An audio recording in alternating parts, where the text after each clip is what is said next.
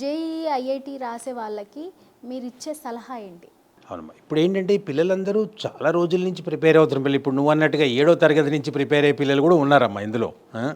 ఏడో తరగతి నుంచి, పదో తరగతి నుంచి గత 4, 5 సంవత్సరాలుగా విపరీతంగా పొద్దున, రాత్రి పండగలు, పబ్బాలు అన్నీ వదులుకొని చదువుకున్న పిల్లలు వీళ్ళంతా. అంటే వీళ్ళకి ఏంటంటే ఒక రకమైన ఏంటంటే ఇంక చివరి స్టేజ్ వచ్చింది, అయిపోతే బాగుండు అనే పరిస్థితిలో ఉన్నారు ఇప్పుడు వీళ్ళు. ఈ టైంలో ఏంటంటే మనం యాక్చువల్‌గా వాళ్ళకి సబ్జెక్ట్ కంటే కూడా కొన్ని టిప్స్ అనేది ఇవ్వటం అవసరమమ్మా. ఎందుకంటే వాళ్ళకేమవుతుందంటే చిన్న చిన్న మిస్టేక్స్ జరగకుండా ఉంటే, అంటే ఇదేంటంటే వాడు కావాలని చేయడు. పొరపాటు అనేది కొద్దిగా అవాయిడ్ చేసుకుంటే డెఫినిట్‌గా వాడికి మామూలుగా చేసిన దానికంటే ఇంకొంచెం బెటర్‌గా చేయగలుగుతాడు. అంటే ఏం చేయాలి? అంటే ఇప్పుడు ఫర్ ఎగ్జాంపుల్ ఏదంటే మనం ఇప్పుడున్న పరిస్థితిలో ఇప్పుడు నా దగ్గర ఒక వారం రోజులు టైం ఉంది, లేదా ఒక 8 రోజులు టైం ఉంది, వారం రోజులు టైం లేదు. ఇందులో ఏం చేయాలి? బేసిక్‌గా అది రిక్వైర్మెంట్. ఇప్పుడు మంచి పిల్లలు ఎవరైతే ఉంటారో, టాపర్స్ అందరూ ఎవరైతే ఉంటారో వాళ్ళకి మేము జనరల్‌గా ఏం అడ్వైజ్ చేస్తాం, అందరి పిల్లలకి చేస్తాం. కానీ కొంతమంది ఫాలో అవుతారు, కొంతమంది ఫాలో కారు. వాళ్ళు ఏం చేయమని చెప్తామంటే ఉన్న కాన్సెప్ట్స్ అన్నీ ఒక 100 పేజెస్ నోట్‌బుక్‌లో రాసేసుకోమని చెప్తాం.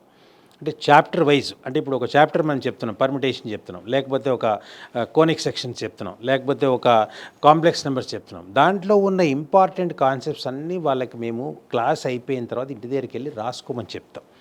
చెప్పి దాంట్లో కొన్ని ఇంపార్టెంట్ క్వశ్చన్స్ కనుక ఏమన్నా అయితే ఉంటే ఆ ఇంపార్టెంట్ క్వశ్చన్స్ కూడా కింద నోట్ చేసుకోమని చెప్తాం. ఇది ఎందుకు చెప్తామంటే బేసిక్గా ఏంటంటే లాస్ట్ మినిట్ రివిజన్ అయినా ఎప్పుడైనా రివిజన్ చేసుకోవాలంటే ఆ ఉన్న ఒక 100 పాయింట్స్ 200 పాయింట్స్ చదువుకుంటే సరిపోతుంది. అలాంటి నోట్స్ ప్రిపేర్ చేసుకున్న పిల్లలైతే ఆ నోట్స్లో ఉన్న కాన్సెప్ట్స్, ఆ ఇంపార్టెంట్ క్వశ్చన్స్ ఒకసారి రివ్యూ చేసుకోవటం అనేది ఖచ్చితంగా అవసరం. సబ్జెక్ట్ వైజ్ మేము జనరల్గా సబ్జెక్ట్ వైజ్ చెప్తాం, 3 సబ్జెక్టులలో రాసుకోమంటాం. కొంతమంది రాసుకుంటారు, కొంతమంది రాసుకోరు.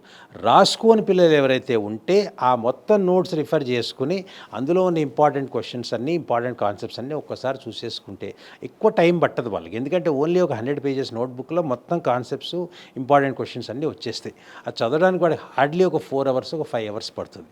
అట్లా వాడికి కావాలంటే టాపిక్ వైజ్, అంటే ఇప్పుడు ఫర్ ఎగ్జాంపుల్ యూనిట్ వైజ్ చదువుకోవచ్చు. క్యాలిక్యులస్ మొత్తం ఒకరోజు, కోఆర్డినేట్ జామెట్రీ మొత్తం ఒకరోజు, అల్జెబ్రా మొత్తం ఒకరోజు, ట్రిగ్నామెట్రీ మొత్తం ఒకరోజు.